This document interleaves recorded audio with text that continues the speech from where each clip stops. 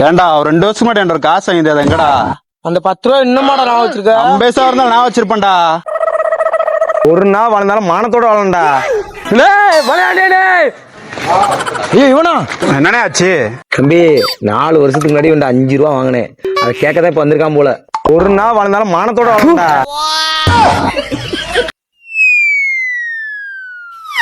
அண்ணே விஷயம் தெரியுமா உனக்கு?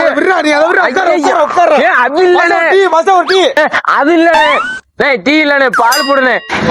நான் சொல்றது முதல்ல பால் கொடுத்து பேசுறேன்.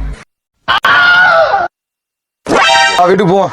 வீட்டுக்கு போய் என்ன செய்ய போற? வா சுடுகாட்டுக்கு போ. உன் மகன் அங்க ஒரு பொண்ணை கூட்டு போயிட்டு அவன் அப்பா உன்னை கொல்ல வந்துக்கிருக்கான். இதேடா முன்னாடியே சொல்லல.